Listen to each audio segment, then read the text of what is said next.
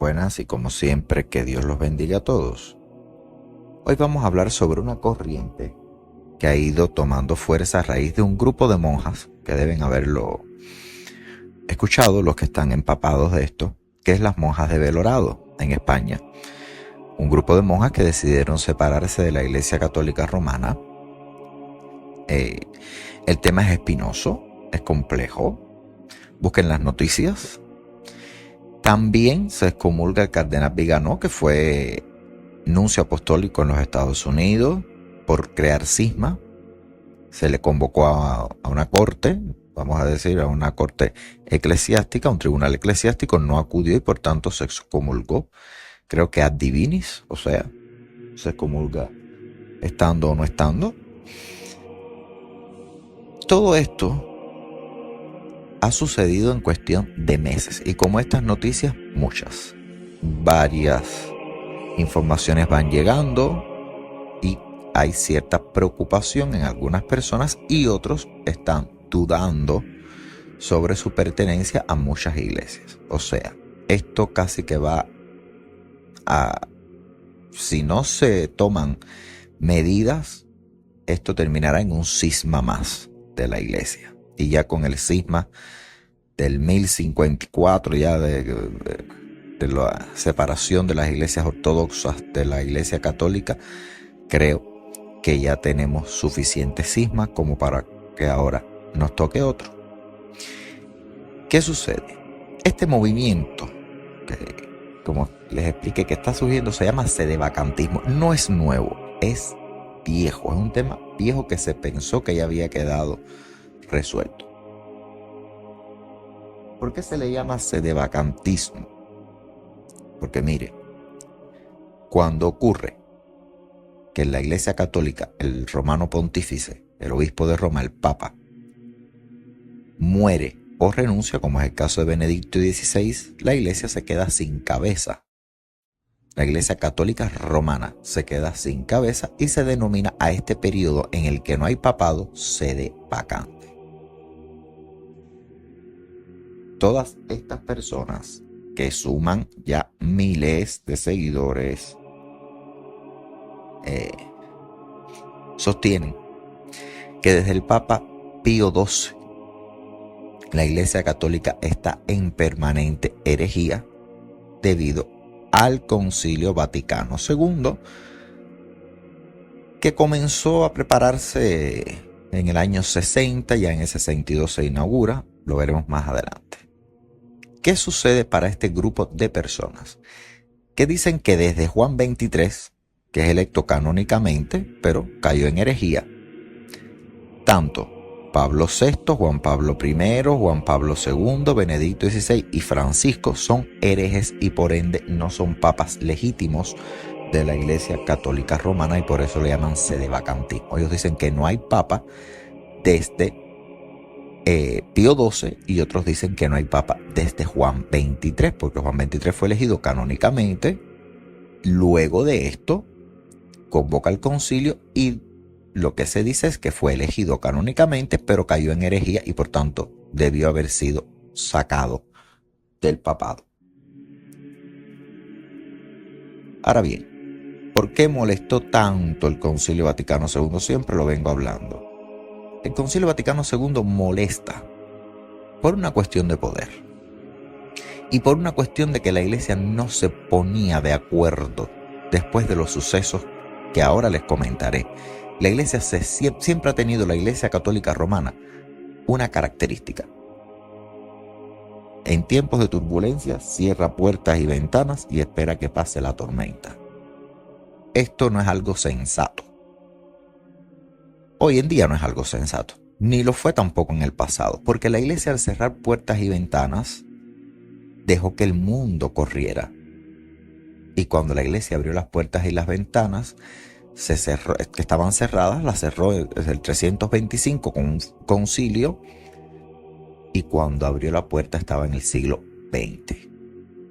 Entonces ya habían 20 siglos en el que la Iglesia había preservado no solo la ritualidad, que eso se podía mantener, sino un pensamiento sobre el ser humano, que es para lo que la Iglesia estaba. Y está realmente. Miren, Juan 23 le decían el Papa bueno, y Juan 23 yo creo, y lo he conversado con otros tanto historiadores como teólogos, como hermanos, como todo.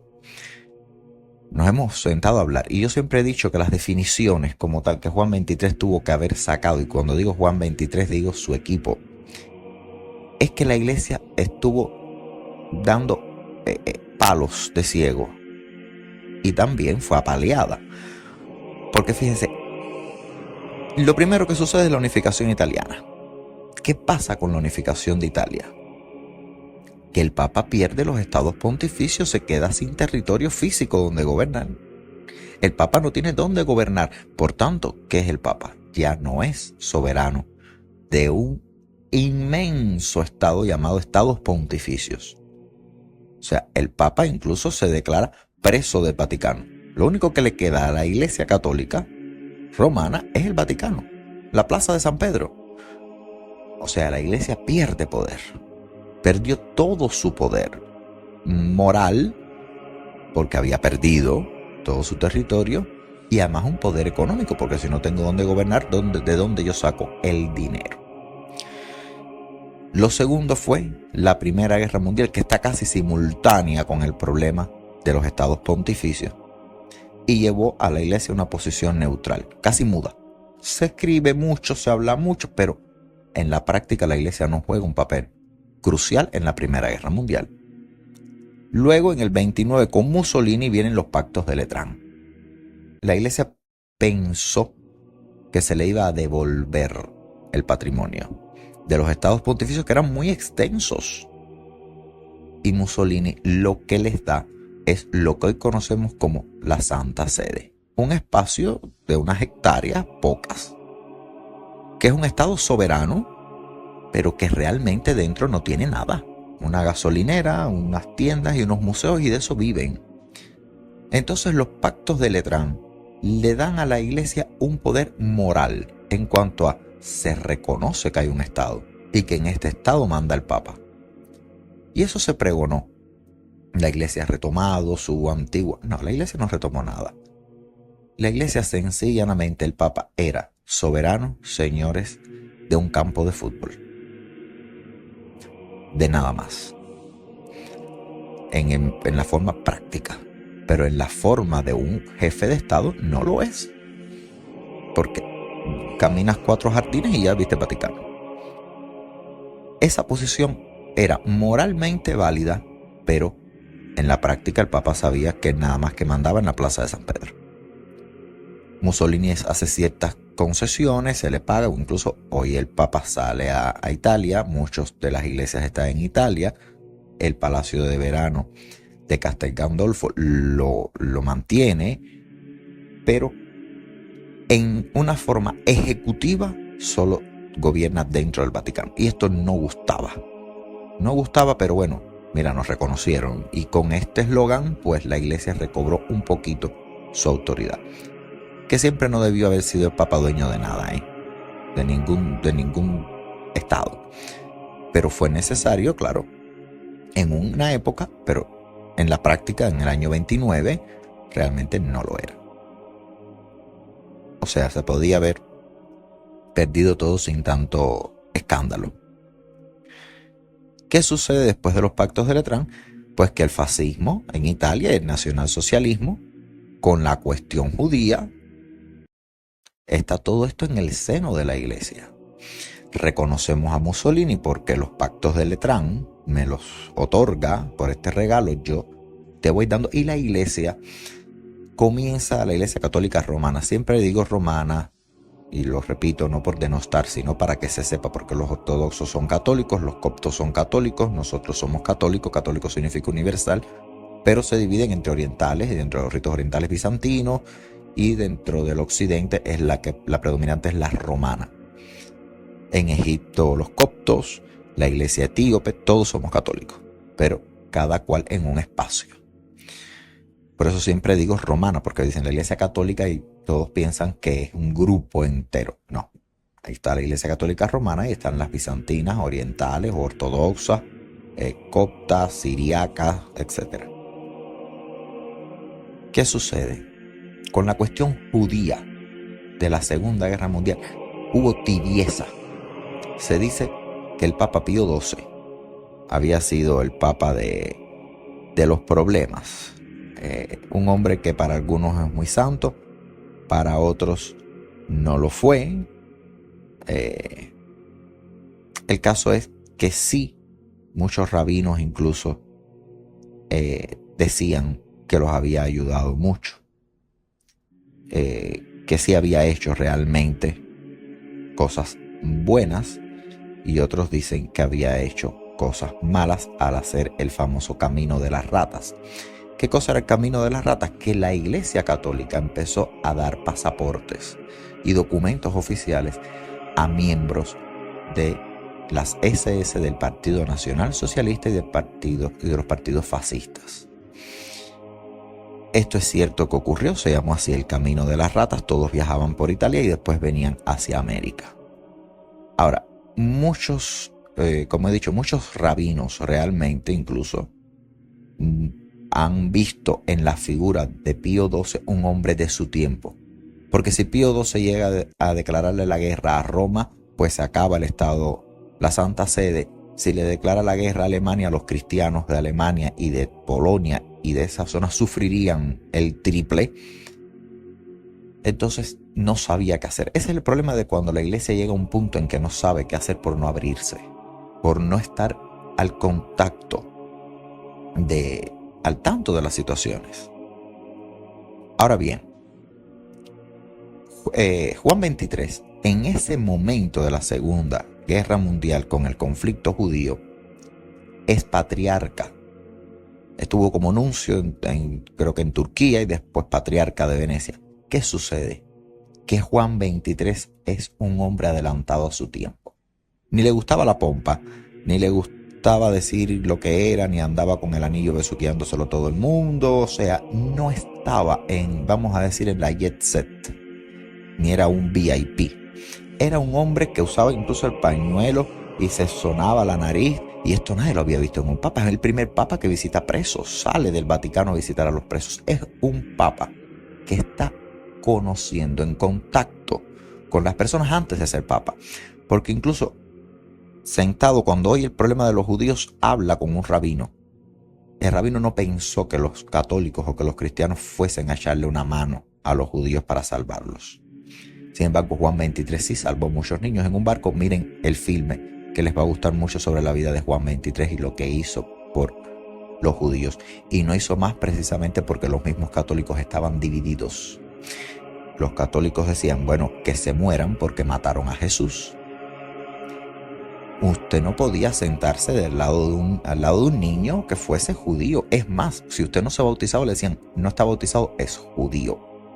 Y estas cosas acrecientan el conflicto de odio entre cristianos y judíos. No todos los católicos, muchos tuvieron buen corazón, entendieron lo que se predicaba, porque los papas nunca dijeron maten a los judíos, eso es mentira, pero lo veían como una situación muy tensa. ¿De qué hacemos? ¿Entregamos cristianos por judíos? ¿Qué pasó aquí? Juan 23 no titubea, hay que salvar a los judíos, a todos. Estamos hablando de seres humanos. Las creencias después en casa lo arreglamos todo, como siempre dice Francisco, en casa se arregla todo. O sea, Juan 23 está viendo lo que el Papa en Roma no ve. Está viendo el conflicto. Y entiende una de las verdades teológicas, que es que la unidad es superior al conflicto. Bueno, Juan 23 ve esto. Realmente usted no podía. Usted no se bautizaba, era judío. Había un antisemitismo que había calado muy hondo por las mismas enseñanzas de la iglesia, que las predicaba desde el 300 y algo, por los primeros concilios. ¿Qué sucede? Miren, muchos católicos le dieron cobijo a familias judías perseguidas. Eso es cierto. Incluso el esposo Felipe de Edimburgo, ya fallecido, de la reina de Inglaterra, Isabel II, también fallecida. Su madre, Alicia de Grecia. Una vida tormentosa, incluso una mujer excepcional. Búsquenla también. Siempre les digo, llénense de cultura. Esta señora metió en su casa a un grupo de judíos y dio la cara cuando incluso la Gestapo fue a buscarlo. Ella era sorda, pero fíjense, una mujer sorda pero que podía leer los labios en varios idiomas. Una formación, pero una mujer muy buena, muy santa, porque ella no tenía por qué a una familia judía albergarla en tu casa, ¿no? Y sí lo hizo. ¿Qué quiere decir esto? No todos los cristianos tenían odio hacia los judíos, pero muchos otros sí. Y Juan 23 dice, esto hay que resolverlo, pero resolverlo desde una directriz, desde una forma firme. Por eso les estoy hablando lo que hace que haya un antecedente del Concilio Vaticano II. Otra situación. El mundo está cambiando. La sociedad está cambiando. Todo está cambiando. La ciencia avanza, la tecnología avanza, el hombre ya se plantea ir al espacio. Tantas de estas cosas. La ciencia siempre ha estado contra la iglesia y la iglesia contra la ciencia. Por lo menos fue así hasta el Concilio Vaticano II. Señores, hasta el Concilio Vaticano II todavía Galileo y todas estas personas estaban condenadas. La Tierra no era redonda, seguía siendo plana. La Tierra era la que giraba. El Sol giraba alrededor de la Tierra y no la Tierra alrededor del Sol. Eso en el año 62. Esa enseñanza se mantenía. Ya todos sabíamos que la Tierra, que la Tierra era la que giraba alrededor del Sol. Eso se sabía. Pero la iglesia no seguía juzgando. Usted decía, mire, ya tenemos todo. Y sí, realmente la Tierra gira alrededor del Sol. Pero eso era una herejía, aunque no se llevase a la práctica. Incluso se seguía llamando a lo que hoy conocemos como Dicasterio para la Doctrina de la Fe o Congregación para la Doctrina de la Fe. Se siguió llamando Tribunal del Santo Oficio. Y tienen que cambiarle el nombre. O sea que lo que es la Congregación para la Doctrina de la Fe, ese dicasterio, que es como un ministerio que se encarga de la doctrina de la fe, no es más que la precursora de la Santa Inquisición, del Santo Oficio. Que de eso hablaremos en otros podcasts. Se empieza a cambiar estos nombres por el significado que tienen. Se empieza a llamar las cosas por su nombre. Ahora, lo otro, como bien les decía, desde el Concilio Vaticano I, en el 1869, la Iglesia no se había reunido más. Aunque yo siempre he dicho que un concilio como el que se hizo, como el que Juan 23 se planteaba, era parecido al que se había hecho en el año 325. ¿Por qué? Porque fue tanta gente de todas las religiones. O sea, fue algo magnífico. Un concilio ecuménico se celebra para valorar las cuestiones dogmáticas de fe. Y eso a la iglesia no le gusta mucho, que toquemos cositas de la fe. No se cuestionen nada. Siempre la católica romana ha sido así. No se cuestionen nada, no pregunten tanto, no indaguen tanto. Siempre ha estado un poco como un erizo. Y yo entiendo que en un momento fue necesario, pero ya no. Y es lo que está entendiendo Juan 23. Este concilio cuenta, como les decía, con algo importantísimo. Y es que no solo acuden obispos, sino pensadores e invitados de otras iglesias incluso. O sea, estaban hasta los laicos ahí. Planteaba la cuestión de las misas en latín. El asunto de hacer la misa de espaldas al pueblo. Regulaba la vida incluso de los monasterios. Y estas cosas, entre otras, no gustaban. La misa en latín, ¿quién la entendía? Nadie. Solo los sacerdotes. Uno repetía como un loro, como un papagayo, las oraciones, pero no sabías lo que significaban. Pero eso se violaba porque Pablo de Tarso predicaba, y todos los predicadores han predicado en el idioma, vamos a decir, en las lenguas vernáculas. Lenguas vernáculas es la lengua de cada nación. Y Juan 23 dice, la misa debe hacerse para que la persona entienda, porque si vamos a la misa y no entendemos lo que estamos oyendo, pues nos vamos a ir y punto. Se guiaban por la homilía del sacerdote, que sí la hacía en las lenguas vernáculas. Esto dejaba de que lo que decía el cura era lo que se hacía, pero no había discernimiento de la lectura bíblica de la cual él hacía la homilía. Y esto no gustaba a Juan 23, pero sí le gustaba al resto, a una facción de obispos y sacerdotes, etc. Ahora, lo que menos gustó fue cuando la iglesia declaraba abierta, se declaraba abierta que todo hombre tuviese la libertad religiosa sin prejuicio de ser excomulgado o que se hiciera un anatema. Miren, hay una práctica que se hacía, que era muy común. Las iglesias orientales excomulgaban al Papa de Roma y el Papa de Roma excomulgaba a las iglesias orientales. Ahora yo decía, quiero ser musulmán, o yo quiero ser santero, o yo quiero ser evangélico. Y la iglesia al momento te anatematizaba, te excomulgaba y te condenaba y prácticamente era una cacería era un estigma. No podías entrar a la iglesia si estabas divorciado, la cuestión de los divorciados, la cuestión de las culturas, de las etnias. O sea, la iglesia está abierta y está diciendo el hombre tiene un derecho. Hay una libertad que el hombre tiene a escoger la creencia que él escoja, la que más se apegue a su tradición y a su pensamiento. Ahora bien, las cuestiones monásticas, déjenme decirle, gracias al Concilio Vaticano II, las monjas hoy no se siguen dando con azotes, ni se ponen silicio, ni en martirio. No, señores, gracias a esto, porque antes las monjas por la mañana tenían que darse a base de bien y ponerse silicio. Y hay una parte bíblica que Cristo dice, misericordia quiero y no sacrificios. Y entonces estos instrumentos ya son hoy instrumentos de tortura, pero que están en museos, ya no se utilizan, ya eso no se hace. Gracias a este Concilio Vaticano II. Y el colmo fue esto. Muchos obispos radicales, como sucede con Marcel Lefebvre, que fue una gran persona, un hombre que fue misionero, pero que no quiere cambios en la iglesia, y menos este tipo de cambios tan sustanciales. Luego se cambia la misa y se implanta un nuevo rito acorde a los tiempos. Acorde a los tiempos, o sea, ya no es tan extensa la misa, ni se habla de cuestiones que puedan ser ofensivas para otros. Fíjense, si la iglesia hizo un bien con este Concilio Vaticano II, que el rey Juan Carlos de España, hoy rey emérito, y la reina Sofía, reina emérita Sofía de Grecia, y Juan Carlos de Borbón, rey de España, ellos se enamoran y se van a casar. ¿Qué sucede?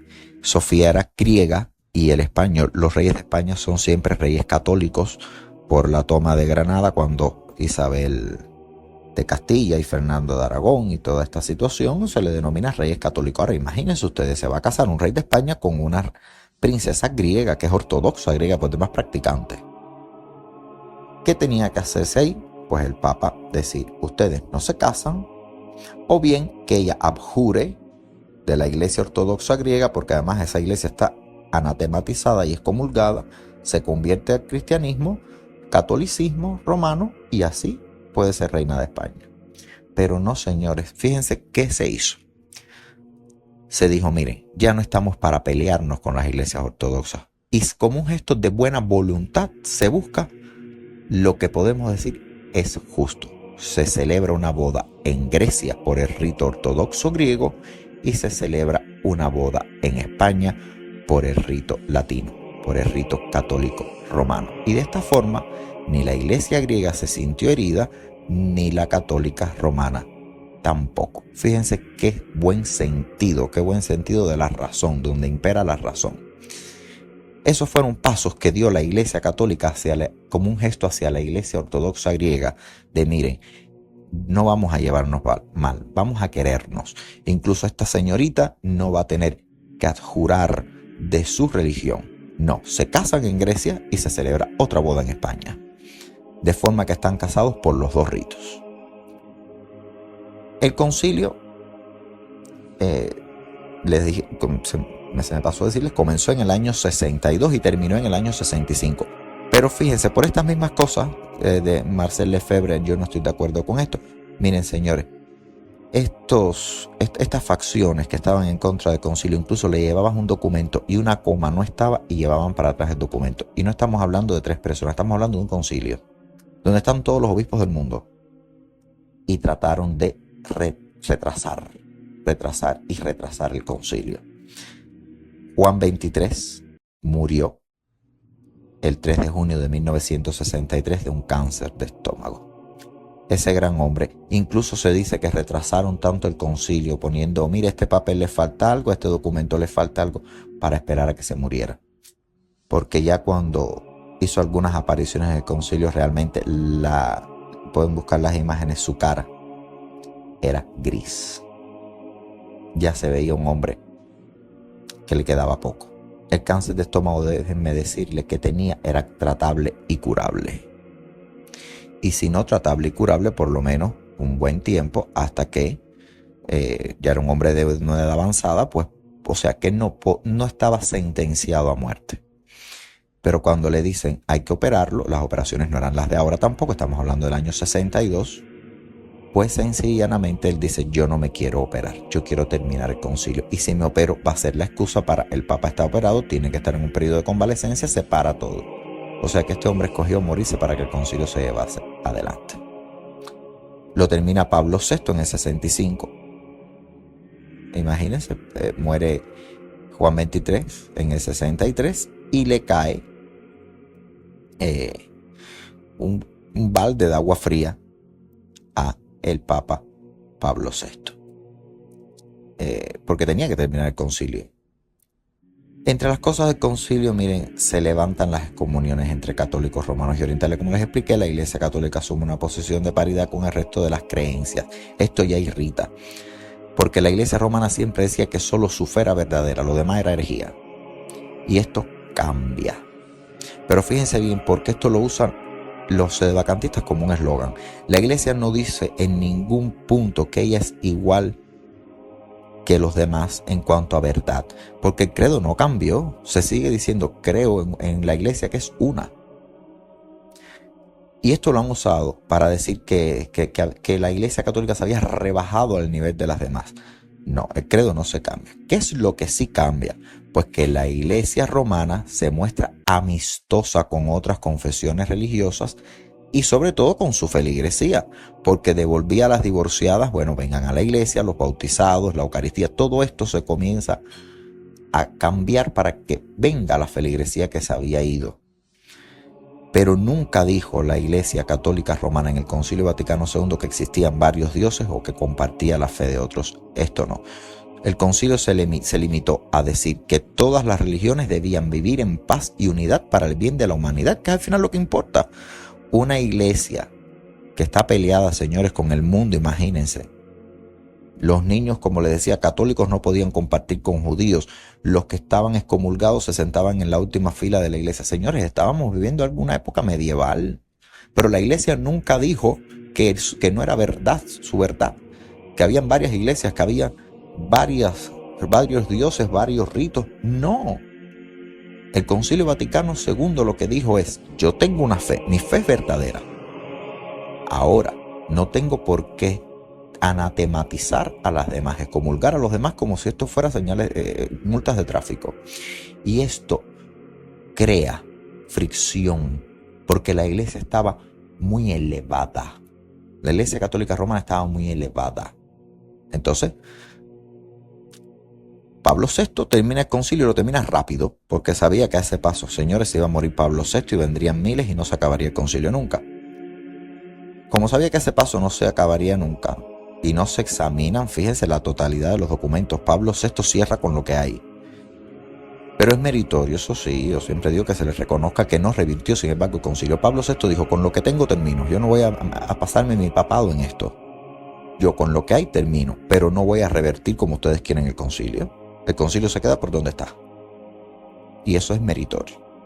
¿Qué pasa? Que todos esos obispos que se marcharon de la iglesia sin romper con ella comenzaron a atacar el concilio dándole mucha propaganda. Incluso se mintió en filmes recogidos para ir contra esto, como filmes documentales. Decían, esto es lo que propone el Concilio Vaticano II. Y se veía rompiendo iglesias y rompiendo imágenes. Y bueno, quema de iglesias que eran tomas de documentales de otros documentales. Se hicieron las fake news. Las fake news comenzaron con el Concilio Vaticano II dentro de la iglesia. Ahora, el problema escaló tanto que unos celebraban ya por el rito antiguo y otros por el adoptado, por el Vaticano II, le decían. Y el caso de Lefebvre, que realmente no fue un hombre malo ni cismático, pero sí, digamos, un poco obstinado, quería seguir el rito antiguo y crea la Fraternidad San Pío X. Ahora dice que se le deje seguir como antes, déjenme a mí como estoy, que yo estoy bien, pero Pablo VI se lo piensa y después de meditar mucho, le dice, mire, no podemos tener en una iglesia dos ritos. En una misma iglesia no pueden convivir dos ritos, porque si no van a ser dos iglesias católicas, una postconciliar y una del concilio, que es lo que ahora existe. La gente dice, yo soy postconciliar, y otros dicen, yo soy de antes del concilio. Bueno, Marcel Lefebvre hasta su muerte se separó un tanto de la iglesia, incluso ordenó a algunos obispos, sabiendo que rompía con Roma, también muere de cáncer. Un hombre muy polémico, pero debemos entenderlo. Es un hombre que realmente debemos entender. Ahora bien, el dilema de Lefebvre era una cuestión de rito, una cuestión de no abrirse. No quería abrir su mente a este cambio y sé que podía costarle mucho trabajo. Pero el resto, señores, lo hizo por poder. Y los que se conservaron y siguieron esa línea lo hicieron para conservar poder. Porque el concilio deja al sacerdote como un servidor y no como un rey o un dios. Fíjese, desaparece la pompa, las sillas gestatorias, la tiara papal, las joyas, esas vestimentas pomposas, todo eso se va. Hace que el cristiano no viva con miedo, sino libre de expresar su fe. Y entonces se reduce toda esa pompa ceremonial, el cargo de sacerdotes que se creían dioses. Ya tiene que oficiar la misa de cara al pueblo. Queda pues el sacerdote como reducido a nada, solo a lo que siempre fue, a un servidor de sus hermanos. Pero esto no se entiende. El sacerdote se respeta por su prestigio, por su buena ética, por su amor a los fieles, pero no por un sacramento. Y antes era al revés. Yo tengo un sacramento, yo soy obispo, y así yo usted lo mate, pues usted tiene que besarme la mano, el anillo, el pie, el zapato, el auto, el coche, lo que sea. Entonces, la iglesia pasa de una ostentación a una pobreza, no pobreza de capital porque lo siguen teniendo, sino a una forma ecuménica. Ecuménica es una forma de tratar de abordarlo todo sin tener que estar condenando. Los curas pierden el poder. Los obispos, que digamos, ya incluso muchas de las ropas ostentosas que se usaban, que no tenían nada que ver con la liturgia, se empiezan a eliminar. Ya lo que estamos viendo es un hombre de frente, no de espalda. Ya no es un hombre santo, ya no es un Dios, ya es un servidor de tu pueblo. Por eso en la Eucaristía se dice, te presentamos, Padre, estos dones, fruto de la vida y del trabajo del hombre que recibimos de tu generosidad, te presentamos. Recibe esta ofrenda, que es la ofrenda de tu pueblo. O sea, ya es, incluso hay una parte que siempre está, que es cuando se van recortando, que es en la Eucaristía, que dice, con mis hermanos y conmigo, indigno siervo tuyo. Hay una de las partes en las que se dice, ya no se dice Dios de los ejércitos, ya ese nombre de Dios de los ejércitos, sino Dios del universo. Van cambiando algunas cosas. Ya el sacerdote recibe la ofrenda del pueblo. El pueblo es el que lleva las especies de pan y el vino, se la entregan a él y él las consagra. O sea, ya el pueblo y el sacerdote se mezclan. Antes no. Antes el pueblo era el pecado y el sacerdote del presbiterio para acá. Era un lugar santo. Solo estaban las personas santas y sabemos que no es así. Bueno, al final Benedicto XVI le concede algunos permisos. Fíjense, Benedicto XVI le da algunos permisos a las fraternidades, a la Fraternidad San Pío X y a otras, para que, celebren algunas ocasiones la misa en latín.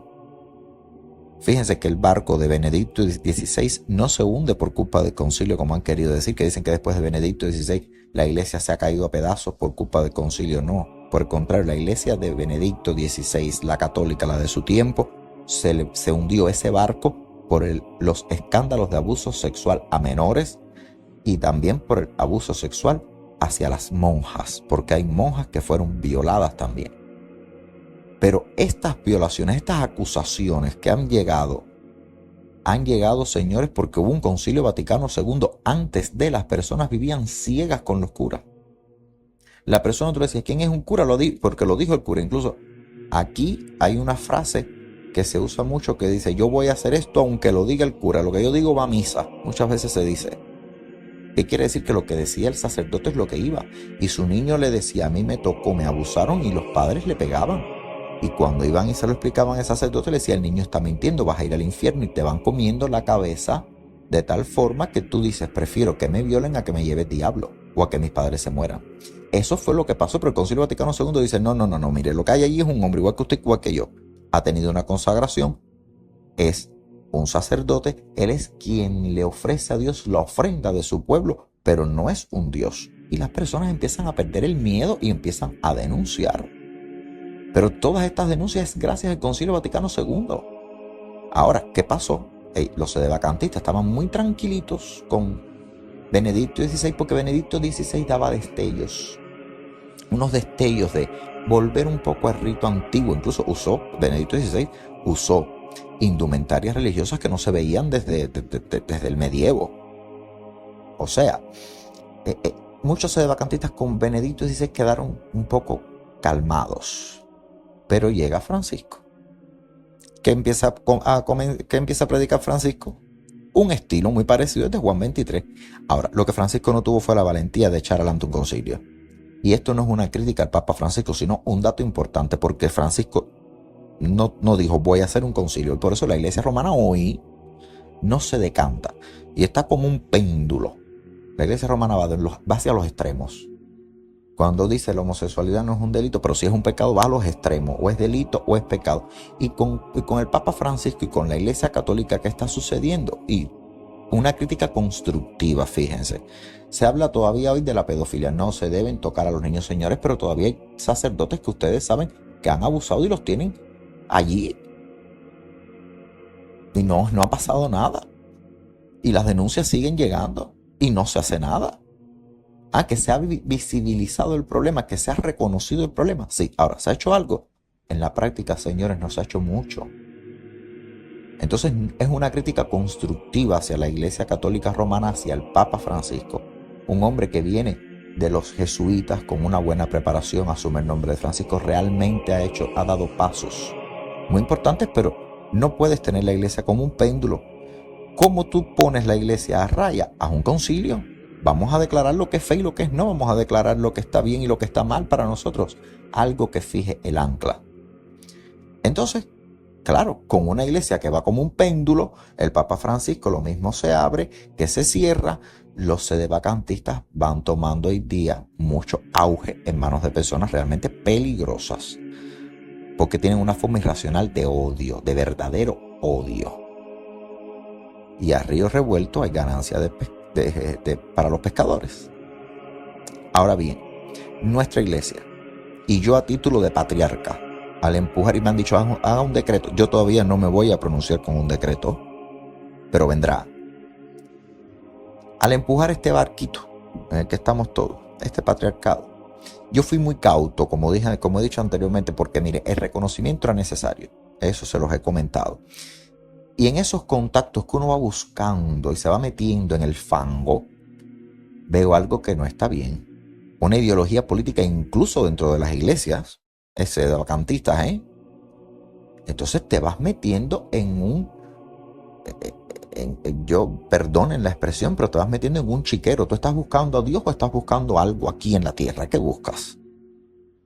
Porque claro estaba para nosotros. Mire, para mí, yo se los digo, estaba muy claro. Si yo anulo al Papa y a los patriarcas, pues gano fama, gano miembros, gano sacerdotes y ya estoy en el medio de una pelea, pero ganando focos, ganando cámaras. Entonces, no se necesita eso. A mí no hay que mirarme, no me miren a mí. Yo no hablo para que la gente me admire. Admiren lo que yo predico si quieren hacerlo, que es Cristo. El protagonista de esta película es Cristo, no yo. Yo creo un patriarcado, yo creo un apostolado, yo escribí 1000 cartas, sí, eso es cierto. Hasta en Constantinopla hay cartas mías. Y mensajes y tesis y doctorados y de todo, sí. Pero no para mí, sino para que se reconociera a una mujer que había quedado como una prostituta, que era María de Magdalena, y sobre todo para que se conociera un mensaje de Cristo. Evangélico, no un mensaje divino, yo no he tenido revelaciones nunca. pero que se conociese, que las personas no viesen más la iglesia con miedo o con prejuicio o con estigmas.